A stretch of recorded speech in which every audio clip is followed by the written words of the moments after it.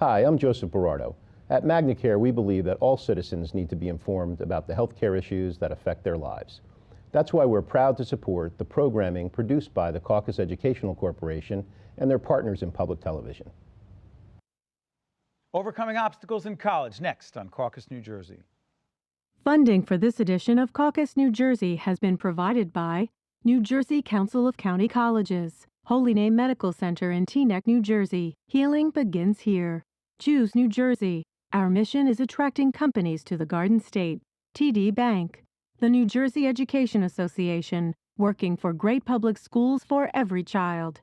PSC&G, committed to improving New Jersey's economy and strengthening its communities. And by QualCare Inc., a local managed care company covering 750,000 New Jersey residents. Promotional support provided by Commerce Magazine and by The Record, North Jersey's trusted source, and northjersey.com.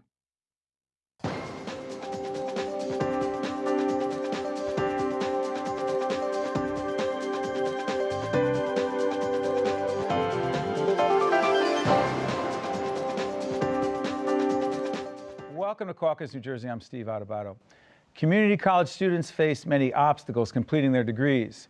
Here in the studio to discuss those obstacles and how to overcome them, we have Felix Contreras, who is the New Jersey State President of Phi Theta Kappa Honor Society; Sofia Medina, student at Essex County College; Dr. Paula Pando, Vice President for North Hudson Center and Student Affairs at Hudson County Community College; and finally, Dr. Guy Generals, Vice President for Academic Affairs at Mercer County Community College. I want to thank you all for joining us. We are talking about the challenges that students face, overcoming those challenges, getting through that very challenging time in community colleges, but also the value and the benefit of a wonderful program called, and if I get this wrong, you'll help me on this, Doctor, it is called the NJC4 program? That's correct. Which is? The New Jersey Community College Completion Corps. What's it all about? It's about galvanizing the resources within the college and partnering with students and administrators and faculty to ensure that students have the skills and the abilities and the support that they need to get through community colleges and to remove all the barriers and the impediments that they may come in contact with. Yeah, let's talk about that. There wouldn't be a program if there weren't issues and challenges. Mm-hmm. So, first of all, my understanding is that you're doing real well. Both of you are doing real well, or you wouldn't have been picked to be on the program, right? Or to be a part of this program, to be mentors to others. Describe your experience in terms of where you decided to go to school, right? And the challenges you faced. And then ultimately, the other part of the question is how you're helping others. When did you decide to go and where? Well, I decided to go to Atlantic Cape Community College. It started off right after high school when, at the time, I didn't really know much about the school system because my family and I, we both immigrated from the Dominican Republic, and the system in itself is just very new to my parents. So I was kind of going in there without any kind of guidance. So going into college was like, very scary, especially the fact that many students, as myself, like in community college, we didn't do as well as we wanted to in high school. So when we first went in there, this was like the time for us to redeem ourselves and try to better ourselves, but at the same time, we didn't really know of the opportunities available. Were you the first in your family? First generation. Okay, first generation. Yeah, we were like first, my sisters and I were the first ones. So describe some of the obstacles and challenges you faced. Well, first off, I didn't really know much about financial aid. I didn't really know that ways of paying for college. I never had the idea that somebody will pay for me to go to college, like. It's a great country, right? Exactly, yeah. I was paid for someone to go to college. At first, also, there was like transportation issues, because in Galloway, there's like. That's in South Jersey, South right? Jersey. Right. You have to, if you don't have a car, it's kind of hard to get around. So we have to adjust to that system without having any cars around. I mean, thank God, like my family was able to get one, but I'm saying like in general, that's what many of us did face in the beginning. And also like the challenges I face, it's also overcoming the barrier that I am good enough to go to college. Hold on, wait a minute. You got transportation barriers, you've got financial barriers, and then you've got the emotional and psychological issues playing out in your head. Am I good enough? Exactly. Because it was a very tough, especially I know a lot of the minorities go through a lot of this sometimes we don't have like that guidance of telling, especially growing up like in middle school and high school. Yeah. I didn't receive as much education support as much as I should have. Like I was always never tested to my maximum, it was always at the minimum. I never really placed like on AP or college level or anything. Advanced placement. Yes. But something happened here because you're going, is it true you're going to Penn? UPenn, yes. You're going to University of Penn? Yes. So what's up with that? So something happened, because I mean I went to Rutgers and I'm proud of it, but you're going to the University of Penn. Come on, how proud are you? I'm very proud. So you're not questioning anymore whether you're college material? No, not anymore. It has something to do with the system of, since my parents didn't go to college, and since my parents, and since going into there, my family first, and a lot of my friends like dropped out of high school. A lot of my friends ended up incarcerated and all that. So all of that, and especially the emotional ties of, I was told I had a learning disability growing up, and that kind of, once somebody tells you enough times that you have a problem, you start to believe it. And I had to overcome all of that at my community college. And now you're helping other people. We'll come back to you. Sophia, what's your story? Go ahead, beat that. I'm only kidding, go ahead. Well, my parents immigrated, and they moved the whole family from Ecuador in the year 2000 because the country was undergoing its worst economic crisis. So my parents believe in the power of education. I've been very fortunate to have been reared in a family that values education. So seeing the possibilities, educational opportunities here, they moved the family. And similar to how Felix described, it's very difficult coming as a first-generation immigrant. Describe the challenges. Well, first, there's the language barrier. So you're Did faced... you speak English? I didn't speak English at all. Wait a minute. So, did you speak English? No. Okay, so you come here going to college, did not speak English. Oh no, I went to college speaking English. I didn't come here learning English. Okay. Right. Well, I moved when I was 6. So I went through elementary school. I went through ESL classes. So when I went to college, I already was speaking English perfectly fine.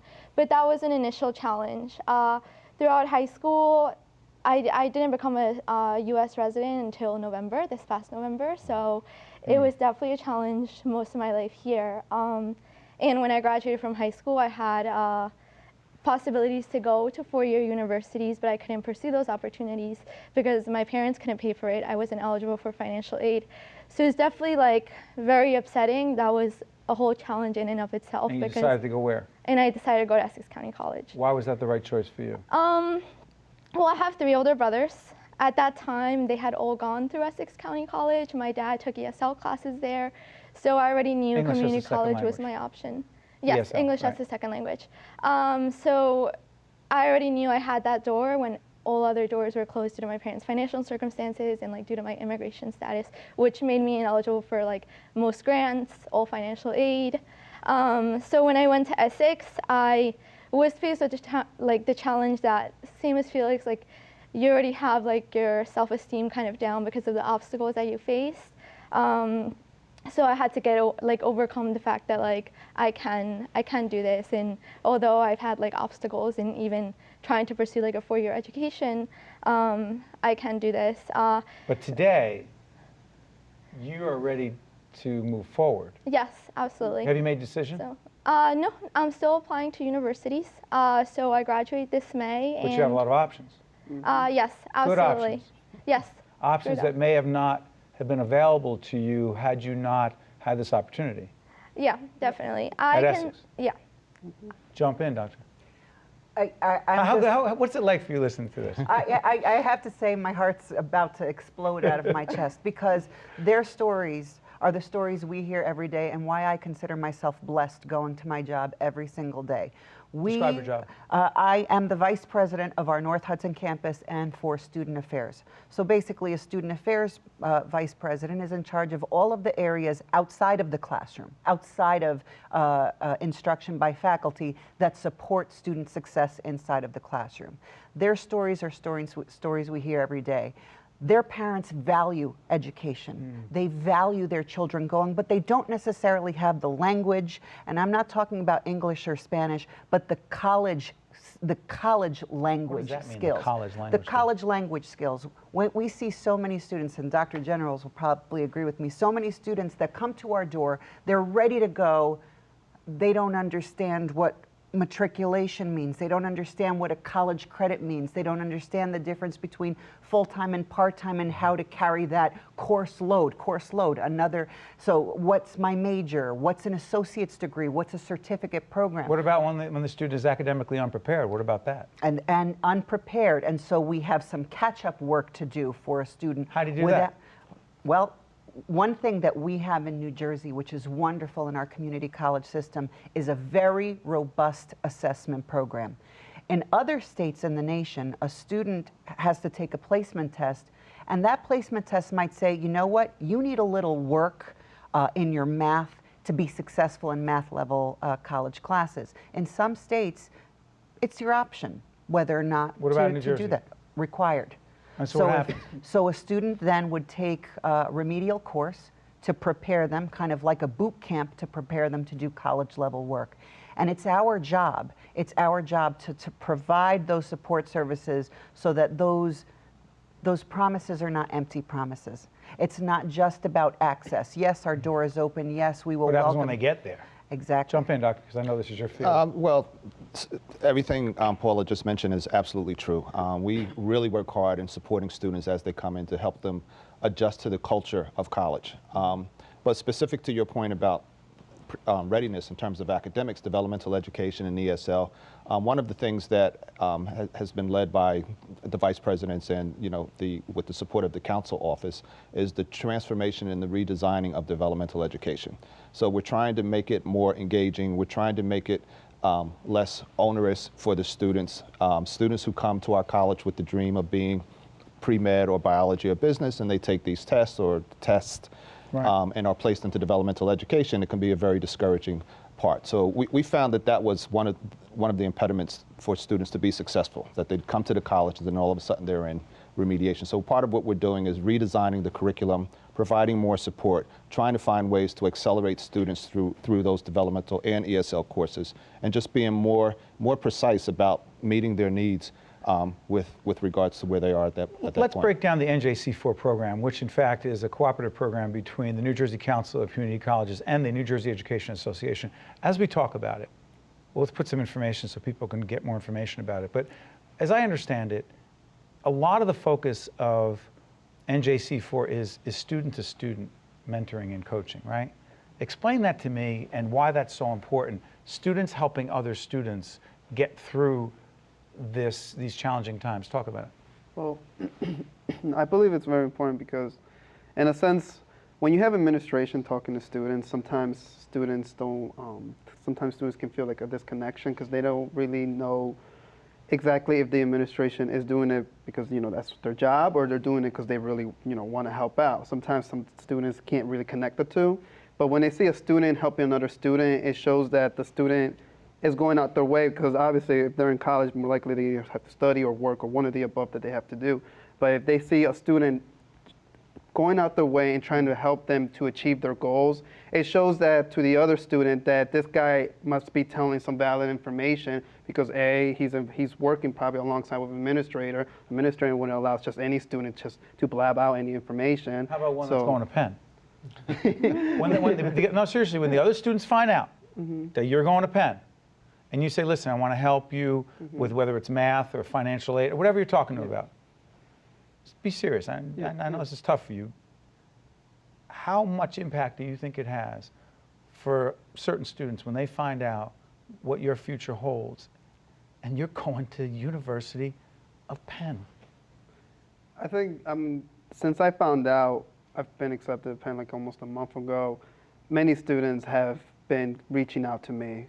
And many students have been trying to find out how to get on the same path that I was doing, because they see that if this guy, original guy from Atlantic County, same community college, same courses, everyone else, if he can do it, why can't I? What does that tell you? It tells me that people are starting to believe in themselves. They just need, they need somebody to be an example for them, because many of them don't have an example. You know you're a role model now. Do you know that? Yes. To teach them what? To teach them to believe in themselves. So they can admit that, because every day I hear many students say they're not smart enough, and I was there before. I want them to believe in themselves so they can say that they are smart enough. And the NJC4 events, you have a lot of events and rallies, they make a pledge, right? Yes. What's the pledge? The pledge is it's a symbolic commitment that they make. Well, they have the physical like pledge that they sign, but I think more to it is like it's the symbolic. It says that they're committed to completing their degree. They're committed to seeking help from all their resources to complete. But I think what's most important about the pledge is that students reflect that they made a commitment, and especially at Essex, anytime a student signed a pledge, we gave them a wristband that said, "I'm committed." And students wore it around the campus, so I think when they look at that, it's like they remember like it's a symbol for their commitment, and I think anytime they feel to I'm not going to quit, I'm going to finish. Yeah, absolutely. And so when they finish, that 2-year associate's degree, how much better off are they? What do the statistics show us? What anecdotally do we know? Talk to us. What is their future, and how much better off are they when they commit and they execute, not just with the wristband, but with their actions? Well, community colleges have a history of being known as the gateway to the middle class. It is the gateway to the middle class. So many of our colleges serve underrepresented populations, poor counties, underprepared students, and students like these who, they're the first in their family to go to college. And in many ways, these are people who are going to community college, graduating in 2 years, and they have choices. They have choices to go out into the workforce, and we have wonderful certificate and applied science programs that prepare students for the workforce and for the demands of today's workforce. And then we have students, like the ones on the panel today, who have more educational goals to attain. And the great thing about that, about starting at a community college, all of the national research shows us, not our study, not the Hudson study or the Mercer study, but national research shows that students who do complete a degree at a community college, achieve an associate's degree at a community college, graduate at higher rates and with higher grade point averages from the four-year institution than the ones who started there.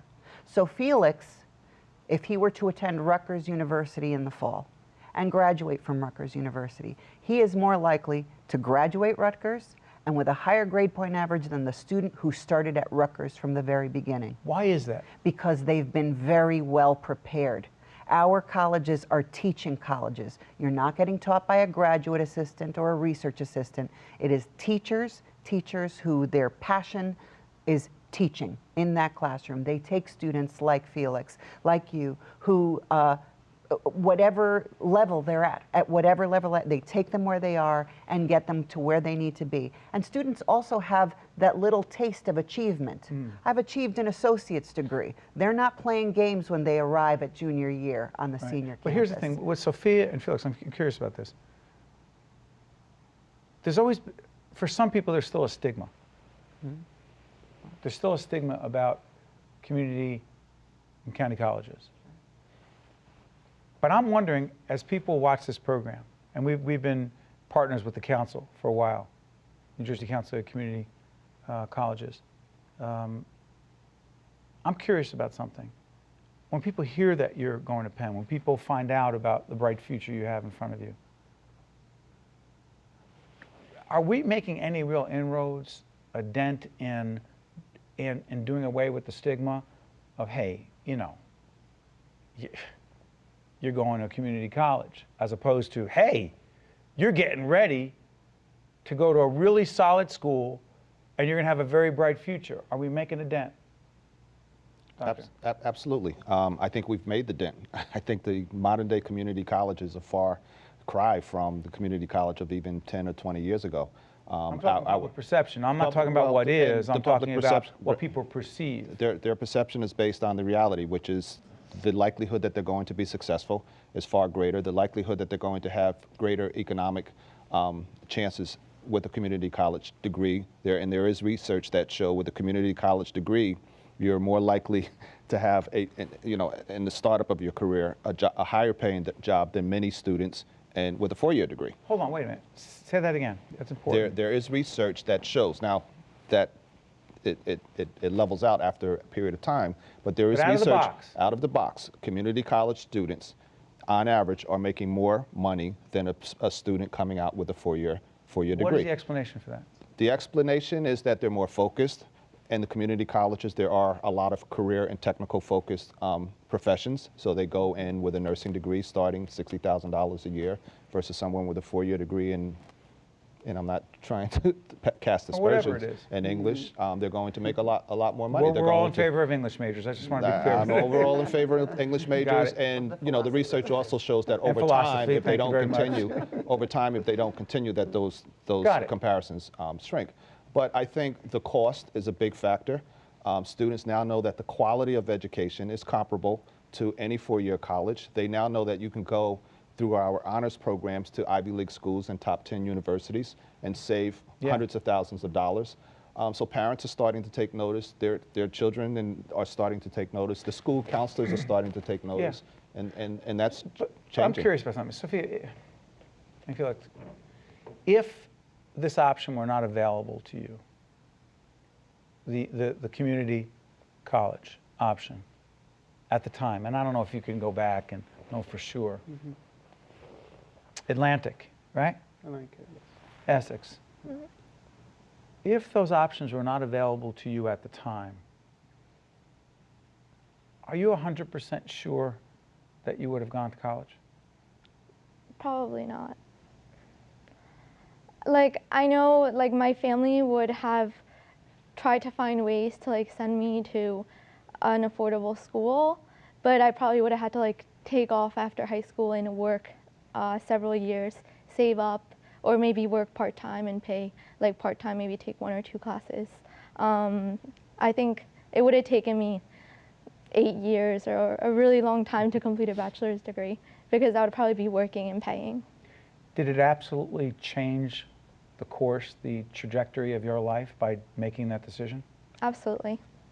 It was very transformational. And what has it been like for you in this fabulous program? I want to put it back up there again. It's new. By the way, when did the NJC4 program start? I believe it's only a couple of years old, right? 2 or 3 years ago. It's only a couple of years old. What has it been like for you? I asked Felix's question. What has it been like for you mentoring and coaching others? It's been a great experience. I really see a great value in a support network. If I've been able to achieve everything that I've been able to achieve up to today, I owe it to a support network of, like, faculty, of administrators at Essex, of my parents, my siblings. You owe? Yeah, like, well, it's like, if I didn't have that support network, then I probably wouldn't be where I am today. I wouldn't have achieved everything that... So you feel like you need to be the support network for another student? Right, absolutely. I think it's crucial because sometimes students aren't fortunate to have, like, a family who guides them through an education, like Felix mentioned. Sometimes they don't have the right set of friends who are, like, motivated to go to college. So they don't know about scholarships. They don't know about tutoring opportunities, right? You're shaking your head. By the way, real quick, I have 2 minutes left. Are you sure you would have gone to college if that option were not available to you? Probably not. I probably would not, only because at the time going to Atlantic Cape Community College was affordable, and most other colleges, well, colleges in general, are way more expensive than community colleges. And at the time, I didn't know about the loans and all that stuff, so if I can't afford it, I'm not going there. What do you think you would have done? I would have joined, like, the armed forces or been working. Not that there's anything wrong with that. Yeah. Could you ever, when you used to go back and imagine what your life would be like, how old are you right now? 23.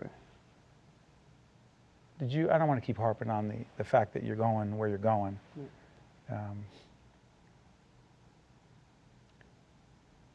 You're going to an Ivy League school. And, you know, for a lot of us who never went, you know, and you know, thought that what that could be, and want to make believe that Rutgers is in our heads, but we know it's not. Did you ever imagine yourself going to an Ivy League school? Never. What does it mean to you? Life is full of surprises. Never, ever. What does it mean to your family? My family broke down. They were like, I mean, I was in tears when I got my acceptance letter. What'd you look at? I was. It said you're in. Yeah. It was a shock. I didn't believe it, and my parents, they were just as happy as I was. We're happy for you. Thank you. Congratulations. Thank you. Congratulations. Thank you. We wish you nothing but the best. Thank you. Do good things. Thanks to both of you as well. Thank you. Thank you. The preceding program has been a production of the Caucus Educational Corporation, celebrating 25 years of broadcast excellence, and 13 for WNET, NJTV, and WHYY. Funding for this edition of Caucus New Jersey has been provided by New Jersey Council of County Colleges, Holy Name Medical Center in Teaneck, New Jersey, Choose New Jersey, TD Bank, the New Jersey Education Association, PSC&G, and by Qualcare Inc. Transportation provided by Airbrook Limousine, serving the metropolitan New York, New Jersey area. Caucus New Jersey has been produced in partnership with TriStar Studios. My name is Dr. John Rundback. I'm actually the medical director of the Interventional Institute here at Holy Name Medical Center. Peripheral arterial disease actually is extremely common. It's one of the forms of hardening of the artery. As interventional radiologists, we perform minimally invasive image-guided procedures. Generally, the procedures we do are alternatives to what would otherwise be major surgery. Almost 80% of those patients can avoid amputation if they're referred for us for these sort of procedures. Holy Name Medical Center in Teaneck, New Jersey, 1877 Holy Name. Healing begins here.